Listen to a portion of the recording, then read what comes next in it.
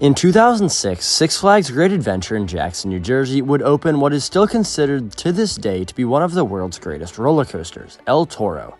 This intimate prefabricated wooden coaster would thrill riders for years, with nobody ever questioning if this ride were to go, as it was one of Six Flags Great Adventure's marquee and most popular attractions. However, in the last 3 seasons, El Toro has been nothing but a nightmare for the park. Between 2 accidents, one in 2021 and one in 2022, over a dozen riders have been injured on the coaster, and widespread publication of these incidents have been heard around the United States, definitely leading to a drop in revenue for Six Flags, as well as millions of dollars putting back into the coaster in an attempt to prevent these incidents from happening again. And as unfortunate as it would be to remove one of the world's greatest roller coasters, even as coaster enthusiasts, we have to sit back and look at it from a business perspective. And after all, Six Flags is just a business whose main goal is to make money, so if the shareholders and park executives take a look over El Toro, and they aren't a big fan of its last couple of seasons, and they understand the amount of money they've poured into this ride to keep it running, they might think it's a better idea to just remove it and put a brand new, marketable new addition in its place, which would not only add to their impressive coaster collection, but also bring new people through the gates, which would mean more people spending money on food and merchandise, and that just means Six Flags gets to make more money and is happier with their investment. And yes, I am aware that Six Flags Great Adventure is not landlocked, meaning in order to expand with new additions, they would not have to remove existing attractions. However, El Toro's situation is almost forming a perfect storm. First, El Toro's incidents in the last couple of years have not been a good look for Great Adventure. Having your marquee coaster closed for a lot of the season, as well as all of the terrible publicity that the media outlets in New Jersey, New York, and Pennsylvania have been offering this park, certainly cannot be good on Great Adventure's behalf. And this is an almost 20-year-old roller coaster from a notoriously unreliable manufacturer, and it is unclear if Intamin is still manufacturing these prefabricated wooden coasters, which means over time it'll only become increasingly more and more difficult to find replacement parts and other necessities that are needed to maintain this roller coaster, and also make it much more expensive. Now, before you El Toro fanboys come attacking me in the comments for questioning if your favorite coaster will be removed, let me add one more thing. El Toro is one of just 4 Intamin prefabricated wooden coasters, along with T-Express, Colossus, and Balder. What do 2 of these 4 coasters have in common? They've both had major structural or track problems, which have led to a multi-million-dollar refurbishment done to the coaster after roughly 20 years of operation.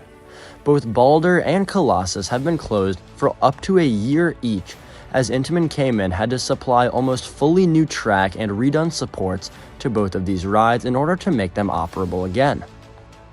And yes, this does show us that if Six Flags wanted to, they easily could invest in a multi-million-dollar refurbishment of El Toro to get it open for future decades. However, look at the current state of Six Flags. Do we really think they want to shell out tens of millions of dollars just to repair and refurbish an old attraction? And mind you, a refurbishment of an old ride really doesn't bring many people through the gates, as they've already ridden it before. At least not as much as a brand new flashy roller coaster in the El Toro plot of land would. With all that being said, I'm not a business professional. After all, I'm just a teenager who sits down and makes roller coaster YouTube videos. However, I think that's a fairly good resume for my point of why Six Flags Great Adventure will remove El Toro.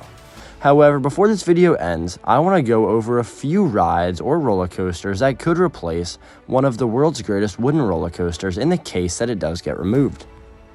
Before I get into any individual model, I do just want to say that in the case that El Toro gets removed, I 1000% believe it'll be replaced by another roller coaster, as its plot of land is just too prime of real estate in the park to be replaced by a flat ride, dark ride, or otherwise unique experience. Also, with that being said, Great Adventure has one of the most well-rounded and complete roller coaster collections in the entire world, so this was actually harder to come up with a few coasters than I thought. Anyways, my first pick would be a modern wooden coaster, something by the Gravity Group or GCI. Since the removal of El Toro would leave the park without a wooden roller coaster, this could be a great way to replace it, and they could tie in the storyline to something along with El Toro, and it could be a family thrill coaster that would be an absolute hit with guests. My next best pick after a wooden coaster would be a dive coaster by B&M. After the seeming success of Dr. Diabolical's cliffhanger down at Six Flags Fiesta, Texas, I could certainly see Six Flags buying another one and setting it up to Great Adventure. There aren't any dive coasters immediately in the area, so this would be unique and a pretty big draw. They could make it have the steepest drop in the park and throw in a couple of inversions with a solid theme to fit the area. I think this would fit very well at Great Adventure and bring something new to the park entirely. And my final option would be a new age Vekoma thrill coaster. Six Flags Great Adventure did recently just open the Jersey Devil coaster, however this could be another smash hit for the park, especially needing another aggressive ride after El Toro closes. They could either give it a lift hill or a launch, or both if they made it big enough, throw in a couple airtime hills, tight turns, and a few inversions, theme it to something Spanish or tie in with El Toro, and you have a brand new ride that looks great next to King Ka, and overall a fairly amount of happy guests and coaster enthusiasts with a brand new addition to replace one of the best coasters in the world. Now, this is just all speculation with absolutely nothing confirmed by the park or even rumors about this ride's closure.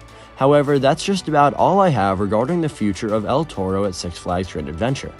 What do you guys think of this ride, and do you believe it'll be on the chopping block in the coming decade? Let me know in the comments down below, and if you did enjoy this video, feel free to leave it a like rating, and if you're new here, subscribe for more videos just like this every single week. I'm hangtimethrills, and I'll catch you guys next time.